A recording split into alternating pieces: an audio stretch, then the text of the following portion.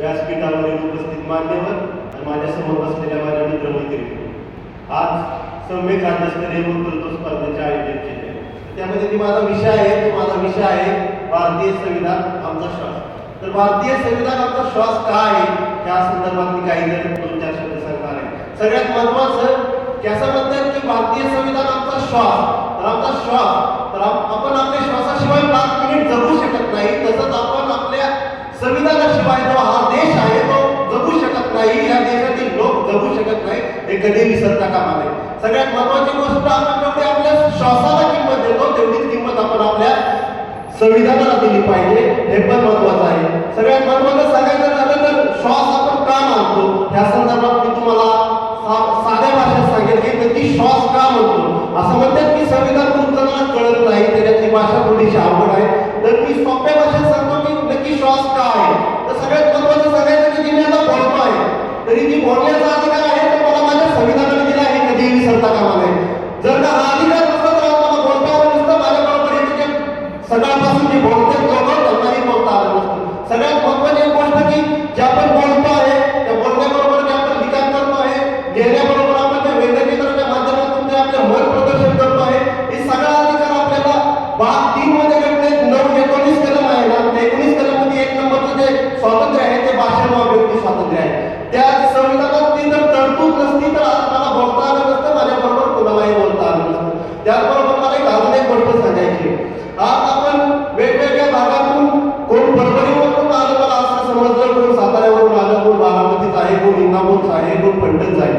जे आपण वेगवेगळ्या ठिकाणाहून एकत्र जमला, जे आपण आता सध्या एकत्र जमलोय की एकत्र जमण्याचं स्वातंत्र्य आहे, ते एकत्र जमण्याचं स्वातंत्र्य पण मला माझ्या संविधानाने दिलं आहे. तर ते स्वातंत्र्य दिलं आहे एकत्र जमण्याचं, तर काय हे नसतं घटनेत तर आज मला इथे एकत्र जमता आलं नसतं. हे कधी विसरता कामा नये. त्याचबरोबर एक गोष्ट मी सांगतो की आज सम्यक राज्यस्तरीय वक्तृत्व स्पर्धेचे आयोजन केलं आहे. जी सम्यक प्रतिष्ठान आहे, जी प्रतिष्ठान आहे, जी संघ आहे, संघटना आहे, जी संघटना स्थापन करण्याचं जे स्वातंत्र्य आहे ते घटनेने दिले. हे कधी नाकारता येत नाही. कारण हे जर का आज ती संघटना स्थापन करायला विरोध असता, घटनेत तरतूद नसती तर आज संघटना स्थापन झाली नसती. जी वक्तृत्वाच्या माध्यमातून जी समाज प्रबोधनाचं काम ही संघटना करते, ही संघटनेला करता आलं नसतं. त्यामुळे हे बी नाकारता येत नाही की ही जी आपल्याला स्वातंत्र्य दिलं आहे ती श्वासाच्या काय कमी नाही. त्याचबरोबर मला अजून एक गोष्ट सांगायची, आपण वेगवेगळ्या भागातून इथे आलेला आहे.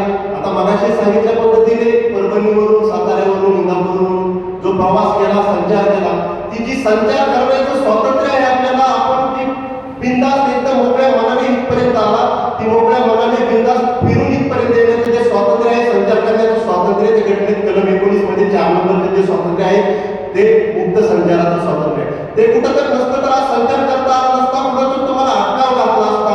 हे पण विसरता कामा नये. त्याचबरोबर मला एक गोष्ट प्रकर्षाने सांगायची, मी फक्त 19 मधलं सांगतो तरी असं वाटतंय की आज आपला श्वास रोखला जातोय. आजची घटना सांगायची झालं तर दिवस रात्र कमी पडतील, वर्ष कमी पडतील. सुप्रीम कोर्टातले जज सुद्धा म्हणतात की म्हणजे संविधान बनवून 75 वर्ष झाली पण आम्हालाही अजून परफेक्ट कळलं नाही. 2 वर्ष 11 महिने 18 दिवसात गेलेलं ते 75 वर्षात लोकांना अजून त्याला म्हणजे डिटेलमध्ये माहिती झाली नाही. सगळ्यात महत्वाचं की आपण इथे जे जमलेलो आहोत, त्यांनी आयोजन केलं आहे, आपण आहोत, सगळे आहोत, आपण वेगवेगळ्या क्षेत्रात काम करत असतो. त्याचबरोबर आपला वेगवेगळा व्यवसाय असतो. कधी विचार करा की व्यवसाय करण्याचं जे स्वातंत्र्य तुम्हाला दिलं आहे, तुम्ही जे वेगवेगळा व्यवसाय करत आहात, कुणाचा दवाखाना आहे, कुणाचा मेडिकल आहे, कुणाचं हॉटेल आहे, ज्याचं वेगवेगळ्या प्रकारच्या क्षेत्रात तुम्ही काम करता, ती काम करण्याचं, व्यवसाय करण्याचं स्वातंत्र्य दिलंय. ही स्वातंत्र्य पण आपल्याला आपल्या घटनेने दिलंय. जर का तुम्ही जो व्यवसाय करता त्याला फक्त एकच गोष्ट जबाबदार आहे, ते तुमच्या घटनेतील व्यवसाय स्वातंत्र्य आहे. त्याचबरोबर मला अजून एक गोष्ट सांगायची, आता सध्या लोकसभेचं निवडणूक जवळ आली आहे. तरी जी लोकसभेची निवडणूक आहे, जी लोकसभेची रचना असेल, लोकसभेचा सदस्य असेल, जे आपण मतदान करणार आहे, ते मतदान करण्याचा अधिकार पण असेल. त्याचबरोबर लोकसभेचे जे सदस्य आहेत, खासदार आहेत, त्यांची जी पात्रता असेल, अपात्रता असेल, त्यांचे विशेष अधिकार असतील, त्याचबरोबर त्यांना पदावरून काढण्याचा अधिकार असेल, हे सगळी तरतूद आपल्या घटनेत दिली. हे बी कधी विसरता कामा नये. त्याचबरोबर मी जाता जाता शेवटी एक बोलतो, वेळाबाबत सगळ्यात शेवटी महत्वाची गोष्ट सांगतो की आपली जी घटना आहे ती 22 भाग होते. म्हणजे प्रथमतः जे बनवलं त्यावेळेस 22 भाग होते, आता 25 भाग आहे. त्यातला एक सगळ्यात महत्वाचा भाग आणि सगळ्यात टीकात्मक भाग समजला जातो तो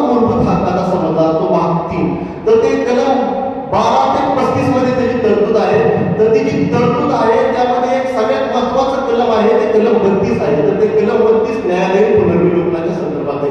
जी न्यायालयीन पुनर्विलोकन म्हणजे काय, तर न्यायालयीन पुनर्विलोकन म्हणजे असं की जी कलम 32 मध्ये जे मूलभूत हक्क दिलेत आपल्याला, जे आता मी तुम्हाला सांगितले, जे भाषण असेल, हे असेल, धर्म स्वातंत्र्य असेल, त्याचबरोबर तुम्हाला अल्पसंख्याकाचे हक्क असतील, आरक्षणाचा हक्क असेल, त्याचबरोबर तुम्हाला जे कोर्टाच्या विरोधात जर का तुम्हाला अत्याचार झाला असेल, तुम्हाला जायचा हक्क असेल, तरी सगळे हक्क आपल्याला भाग 3 मध्ये दिले. तर ह्याच्या विरोधात जर का ह्याच्यावर तुमच्या बंदी आली, ह्याच्यावर कुठं जर तुमचा अन्याय झाला, ह्याच्यावर तुमचं जर का तुमचं काढून घेतलं, तर न्यायालयात दाद मागण्याचा हक्क आहे ना, तो कलम 32 मध्ये न्यायालयीन पुनर्विलोकनाच्या संदर्भात दिला. तर तुम्ही डायरेक्ट थेट तिथं नाही तर डायरेक्ट सर्वोच्च न्यायालयात जाऊन तुम्ही तुमची दाद मागू शकता कलम 32 अंतर्गत. त्याचबरोबर मला अजून एक सांगायचं, आपल्या घटनेत काय नाही असं नाही, घटना काय अशी बाहेर बघता येत नाही. घटना आपल्या अवतीभोवती घडत असतील, पक्षांतर बंदी काय असेल, इकडून तिकडे उड्या मारणारे लोक असतील, ही पण बघितल्यानंतर तुम्हाला समजलं पाहिजे की जी तरतूद आपल्या घटनेत आहे, ती तरतूद पक्षांतर बंदी कायद्याअंतर्गत तुम्हाला ऍड केली आहे. 10वी अनुसूची असेल पक्षांतर बंदीच्या संदर्भात. त्याचबरोबर मला अजून एक सांगायचे की जाता जाता घटना फक्त एक पुस्तक नाही, तर आपल्या देशाला जी पुस्तक भेटलं आहे, जी पुस्तक नसून ती आपल्या देशाचं भविष्य आहे असं म्हणलं तर झालं. जी देश आपला नवीन उंचीवर बसला आहे, त्याला सगळ्यात मोठा वाटा कोणाचा असेल तर तो माझ्या घटनेचा आहे, कुणीही नाकारू शकत नाही. शेवटी मी जाता जाता एकच बोलतो, मला इथं जे आयोजकांनी सम्यक प्रतिष्ठानने जी बोलण्याची परमिशन दिली, बोलण्याचा जो अधिकार दिला, त्याबद्दल मी त्यांचा आभार मानतो. आणि सगळ्यात महत्वाचं की आता 9 वाजल्यापासून आपण सगळे इथं हजर आहात, खूप जण सुटलेले आहेत, त्याबद्दल तुम्ही सगळ्यांनी मला इथं थांबला ऐकायला, तुम्ही शांततेने ऐकलं, त्याबद्दल मी तुमचाही आभार मानतो. जय हिंद, जय महाराष्ट्र, जय संविधान.